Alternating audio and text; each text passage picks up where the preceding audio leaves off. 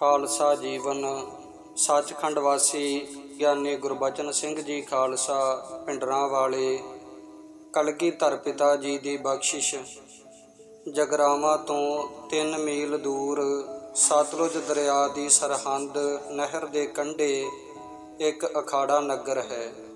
ਸੰਮਤ 1761 ਚੇਤਰ ਦੇ ਮਹੀਨੇ ਚਮਕੌਰ ਸਾਹਿਬ ਦੇ ਯੁੱਧ ਉਪਰੰਤ ਲੱਖੀ ਜੰਗਲ ਵਿੱਚ ਵਿਚਰਦੇ ਹੋਏ ਕਲਗੀਧਰ ਪਿਤਾ ਜੀ ਇਸ ਨਗਰ ਵਿਖੇ 2 ਦਿਨ ਠਹਿਰੇ ਸਨ।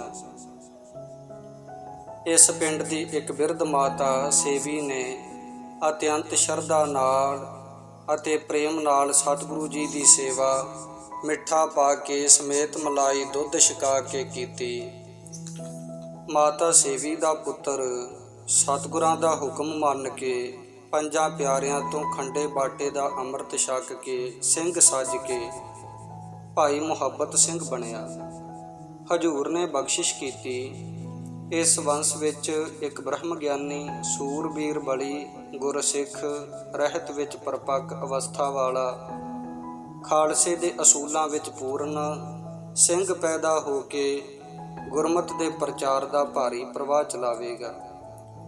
ਭਾਈ ਮੁਹੱਬਤ ਸਿੰਘ ਜੀ ਦਾ ਪੁੱਤਰ ਭਾਈ ਆਕਲ ਸਿੰਘ ਜੀ ਅਤੇ ਪੋਤਰਾ ਭਾਈ ਨਥੂਆ ਸਿੰਘ ਜੀ ਹੋਏ, ਜਿਨ੍ਹਾਂ ਨੇ ਸਿੱਖ ਮਿਸਲਾਂ ਦੀਆਂ ਜੰਗਾਂ ਵਿੱਚ ਪੰਥ ਦੀ ਵੱਧ ਚੜ੍ਹ ਕੇ ਸੇਵਾ ਕੀਤੀ। ਭਾਈ ਨਥੂਆ ਸਿੰਘ ਜੀ ਦਾ ਪੁੱਤਰ ਭਾਈ ਮਾਨਾ ਸਿੰਘ ਜੀ ਅਤੇ ਨੂੰਹ ਬੀਬੀ ਰਾਜ ਕੌਰ ਬੜੇ ਗੰਭੀਰ, ਧੀਰਜ ਅਤੇ ਤਪ ਸਾਧਨਾ ਵਾਲੇ ਗੁਰੂ ਕੇ ਭਗਤ ਹੋਏ। ਇਸ ਗੁਰਮੁਖ ਦੰਪਤੀ ਦੇ 2 ਪੁੱਤਰ ਸਨ। ਵੱਡਾ ਭਾਈ ਕਾਹਨ ਸਿੰਘ ਜੀ ਵਿਦਵਾਨ, ਰਾਗ ਅਤੇ ਕੀਰਤਨ ਦਾ ਧਨੀ ਅਤੇ ਛੋਟਾ ਭਾਈ ਰੂੜ ਸਿੰਘ ਸੀ, ਜੋ ਕਿ ਖੇਤੀ ਕਰਦੇ ਪਰ ਲਿਵ ਹਮੇਸ਼ਾ ਗੁਰਬਾਣੀ ਨਾਮ ਸਿਮਰਨ ਵਿੱਚ ਲੱਗੀ ਰਹਿੰਦੀ ਅਤੇ ਅੰਮ੍ਰਿਤ ਛਕ ਕੇ ਰਹਿਤ ਮਰਿਆਦਾ ਵਿੱਚ ਦ੍ਰਿੜ ਅਤੇ ਪ੍ਰਪੱਕ ਸਿੱਖੀ ਸ਼ਰਧਾ ਦੀ ਮੂਰਤ, ਗੁਰਬਾਣੀ ਦੇ ਮਹਾਨ ਨਿਤਨੇਮੀ, ਮਿੱਠ ਬੋਲੜੇ, ਬੇਹੱਦ ਨਰਮ ਸੁਭਾਅ, ਧਰਮ ਦੀ ਕਿਰਤ ਕਰਕੇ ਵੰਡ ਕੇ ਛਕਦੇ। ਭਾਈ ਰੂੜ ਸਿੰਘ ਜੀ ਦਾ ਆਨੰਦ ਕਾਰਜ ਗੁਰਮਤ ਅਨੁਸਾਰ ਬੀਬੀ ਆਨੰਦ ਕੌਰ ਜੀ ਨਾਲ ਹੋਇਆ, ਜੋ ਕਿ ਅੰਮ੍ਰਿਤਧਾਰੀ ਨਾਮ ਬਾਣੀ ਦੇ ਪ੍ਰਵਾਹ ਵਿੱਚ ਲਿਵਲੀਨ ਪਵਿੱਤਰ ਆਤਮਾ ਨੂੰ ਗੁਰਮੁਖ ਭਗਤ ਪਤੀ ਦੀ ਸੰਗਤ ਵਿੱਚ ਗੁਰਬਾਣੀ ਪਿਆਰ ਦੀ ਹੋਰ ਐਸੀ ਰੰਗਣ ਚੜ੍ਹੀ ਕਿ ਮਾਤਾ ਜੀ 13 ਸਾਲ ਲਗਾਤਾਰ ਨਿਤਨੇਮ ਅਨੁਸਾਰ ਵਾਹਿਗੁਰੂ ਦਾ ਮੰਤਰ ਸਿਮਰਨ, ਸੁਖਮਨੀ ਸਾਹਿਬ ਦਾ ਪਾਠ, ਜਪਜੀ ਸਾਹਿਬ ਦੇ 5 ਪਾਠ ਹਰ ਰੋਜ਼ ਕਰਦੇ ਰਹੇ। ਭਾਈ ਰੂੜ ਸਿੰਘ ਜੀ ਸਿੱਖ ਪਲਟਨ ਫੌਜ ਵਿੱਚ ਭਰਤੀ ਹੋਏ ਅਤੇ ਆਪ ਜੀ ਬਰਮਾ ਫਰੰਟੀਅਰ ਫੋਰਸ ਵਿੱਚ ਗ੍ਰੰਥੀ ਸਿੰਘ ਦੀ ਪਵਿੱਤਰ ਸੇਵਾ ਸ਼ਰਧਾ ਸਹਿਤ ਨਿਭਾਉਂਦੇ ਰਹੇ। ਨੌਕਰੀ ਦਾ ਵਿਸ਼ੇਸ਼ ਹਿੱਸਾ ਆਪ ਜੀ ਨੇ ਉੱਤਰੀ ਬਰਮਾ ਦੇ ਰਮਣੀਕ ਪਹਾੜੀ ਇਲਾਕਿਆਂ ਵਿੱਚ ਗੁਜ਼ਾਰਿਆ।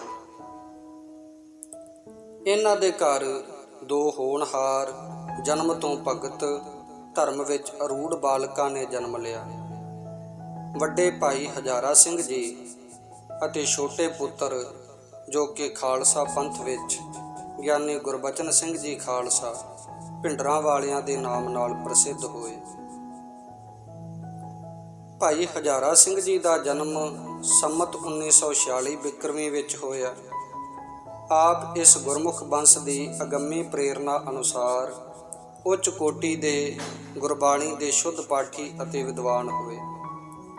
ਇਹਨਾਂ ਸ੍ਰੀ ਅਕਾਲ ਤਖਤ ਸਾਹਿਬ ਅੰਮ੍ਰਿਤਸਰ ਸਾਹਿਬ ਵਿਖੇ ਹੈੱਡ ਗ੍ਰੰਥੀ ਦੀ ਸੇਵਾ 24 ਸਾਲ ਬੜੇ ਪ੍ਰੇਮ ਨਾਲ ਨਿਭਾਈ।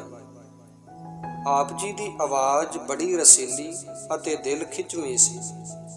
ਸੰਗਤਾਂ ਆਪ ਜੀ ਤੋਂ ਸ੍ਰੀ ਮੁਖ ਵਾਕ ਸੁਣ ਕੇ ਅਤਿਅੰਤ ਪ੍ਰਸੰਨ ਹੁੰਦੀਆਂ ਸਨ। ਅੱਗੇ ਆਪ ਜੀ ਦੇ 2 ਪੁੱਤਰ ਗਿਆਨੀ ਜੋਗਿੰਦਰ ਸਿੰਘ ਜੀ ਪਿੰਡ ਔਲਖ ਵਿਖੇ ਮਹੰਤ ਸਾਹਿਬ ਵਜੋਂ ਗੁਰੂ ਘਰ ਦੀ ਅਤਿਅੰਤ ਸੇਵਾ ਕਰ ਰਹੇ ਹਨ। ਬਾਕੀ ਉਹਨਾਂ ਦੇ ਭਾਈ ਗ੍ਰਸਥ ਮਾਰਗ ਵਿੱਚ ਲੀਨ ਹਨ।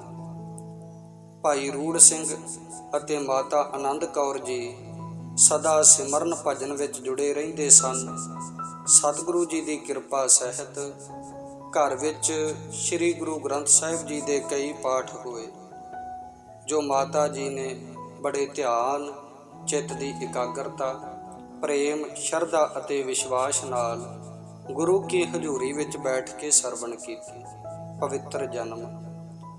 ਸ਼੍ਰੀਮਾਨ 108 ਪੰਥ ਰਤਨ ਵਿਦਿਆ ਮਾਰਤੰਡ, ਬ੍ਰਹਮ ਵਿਦਿਆ ਵਿੱਚ ਨਿਪੁੰਨ, ਨਾਮ ਬਾਣੀ ਦੇ ਰਸੀਏ, ਅੰਮ੍ਰਿਤ ਧਾਰੀ, ਪੰਜਾਂ ਕਕਾਰਾਂ ਦੀ ਰਹਿਤ ਵਿੱਚ ਤਿਆਰ ਪੁਰ ਤਿਆਰ, ਖਾਲਸੇ ਦੇ ਅਸੂਲਾਂ ਵਿੱਚ ਪੂਰਨ, ਬ੍ਰਹਮ ਗਿਆਨੀ, ਸੱਚਖੰਡ ਵਾਸੀ, ਗਿਆਨੀ ਗੁਰਬਚਨ ਸਿੰਘ ਜੀ ਖਾਲਸਾ ਭਿੰਡਰਾਂ ਵਾਲਿਆਂ ਦਾ ਪਵਿੱਤਰ ਜਨਮ ਮਾਘ ਦੀ ਪੁੰਨਿਆ, ਫੱਗਣ ਦੀ ਸੰਗਰਾਂਦ, ਸੰਮਤ 1949 ਬਿਕਰਮੀ ਮੁਤਾਬਿਕ 12 ਫਰਵਰੀ 1902 ਈਸਵੀ ਦਿਨ ਬੁੱਧਵਾਰ ਅੰਮ੍ਰਿਤ ਵੇਲੇ 2:30 ਵਜੇ ਹੋਇਆ। ਜਨਮ ਸੰਸਕਾਰ ਅਤੇ ਨਾਮ ਰੱਖਣਾ। ਜਨਮ ਉਪਰੰਤ ਉਸੇ ਦਿਨ ਅੰਮ੍ਰਿਤ ਵੇਲੇ ਇਸ਼ਨਾਨ ਕਰਵਾ ਕੇ ਆਪ ਜੀ ਦੀ ਸਤਿਕਾਰਯੋਗ ਭੂਆ ਬੀਬੀ ਸਾਹਿਬ ਕੌਰ ਜੀ ਗੁਰਦੁਆਰੇ ਸਾਹਿਬ ਸ੍ਰੀ ਗੁਰੂ ਗ੍ਰੰਥ ਸਾਹਿਬ ਜੀ ਦੀ ਸ਼ਰਨ ਲੈ ਆਈ। ਗੁਰਮਤਿ ਅਨੁਸਾਰ ਜਨਮ ਸੰਸਕਾਰ ਕੀਤਾ। ਹੋਰ ਕਿਸੇ ਗੁੜਤੀ ਦੀ ਬਜਾਏ ਮੁਖ ਵਿੱਚ ਅੰਮ੍ਰਿਤ ਪਾਇਆ। ਕੜਾਹ ਪ੍ਰਸ਼ਾਦ ਕਰਕੇ ਅਰਦਾਸ ਕਰਨ ਉਪਰੰਤ ਇਹ ਪਵਿੱਤਰ ਹੁਕਮਨਾਮਾ ਆਇਆ। ਸੋਰਠ ਮਹੱਲਾ ਪੰਜਵਾ। ਗੁਰ ਪੂਰਾ ਭੇਟਿਓ ਵੱਡ ਭਾਗੀ, ਮਨ ਹੈ ਭਇਆ ਪਰਗਾਸਾ, ਕੋਏ ਨਾ ਪਹੁੰਚਨ ਹਾਰਾ ਦੂਜਾ, ਆਪਣੇ ਸਾਹਿਬ ਕਾ ਪਰਵਾਸਾ। ਗੁਰਮਤਿ ਅਨੁਸਾਰ ਸ੍ਰੀ ਮੁਖ ਵਾਕ ਦੇ ਪਹਿਲੇ ਗ ਤੋਂ ਆਪ ਜੀ ਦਾ ਨਾਮ ਗੁਰਬਚਨ ਸਿੰਘ ਰੱਖਿਆ ਗਿਆ। ਸਹਿਜ ਪਾਠ ਸੁਣਾਉਣਾ।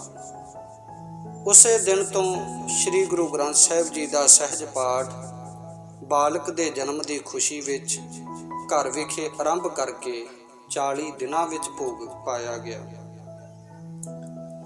ਜਦੋਂ ਤੱਕ ਮਾਤਾ ਬੱਚੇ ਨੂੰ ਗੋਦ ਵਿੱਚ ਲੈ ਕੇ ਪਾਠ ਸੁਣਦੀ ਰਹਿੰਦੀ, ਤਦੋਂ ਤੱਕ ਤਿਆਰ ਬਰ ਤਿਆਰ ਪਾਠੀ ਸਿੰਘ ਪਾਠ ਕਰਦਾ ਰਹਿੰਦਾ।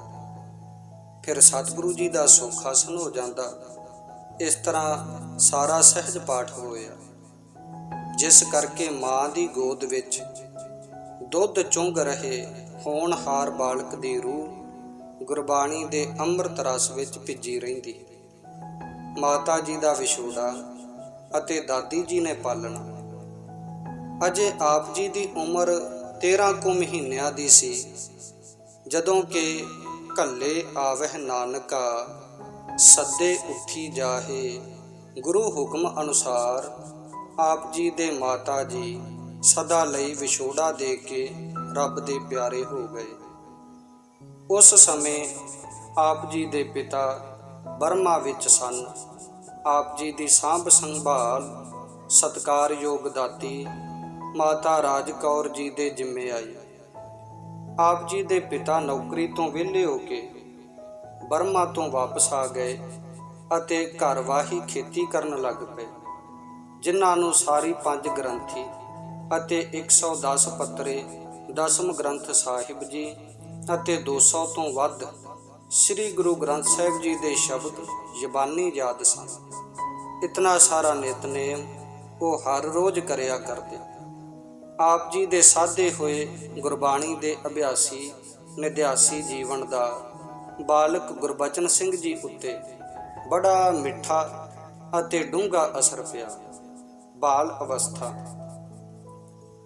ਛੋਟੀ ਅਵਸਥਾ ਵਿੱਚ ਆਪ ਪੀੜ੍ਹੀ ਉੱਪਰ ਰੁਮਾਲਾ ਪਾ ਲੈਂਦੇ ਅਤੇ ਮੋਰ ਦੇ ਖੰਭਾਂ ਦਾ ਚੌਰ ਬਣਾ ਕੇ ਕਹਿੰਦੇ, ਇਹ ਸਾਡਾ ਬਾਬਾ ਹੈ।